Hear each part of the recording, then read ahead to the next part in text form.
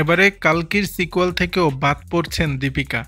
সন্দীপ রেড্ডি ভাঙ্গার ছবি স্পিরিট থেকে দীপিকা পাডুকোনের সরে আসা নিয়ে তুমুল আলোচনা বলিউডে।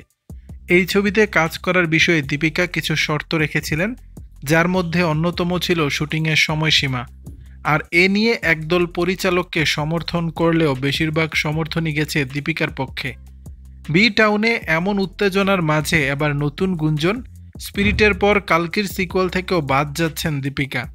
এক সূত্রের বরাত দিয়ে ভারতীয় গণমাধ্যমগুলো বলছে, পেশা জীবন এবং ব্যক্তি জীবনে ভারসাম্য রাখতে যে পরিচালকদের সঙ্গে বনিবনা হচ্ছে না দীপিকার। সে কারণে দীপিকার উপরে নাখোশ কালকি 2898 এডি খ্যাত পরিচালক নাগ আশ্বিন। বলিউডের সঙ্গে দক্ষিণী সিনে ইন্ডাস্ট্রির লড়াই নতুন নয়। বক্স অফিসের আয় নিয়ে এখন দুই জগতে চলে হাড্ডাহাড্ডি লড়াই। কিন্তু কালকি 2898 এডি সিনেমায় ব্লকবাস্টার পারফরমেন্স দিয়েছিলেন দীপিকা।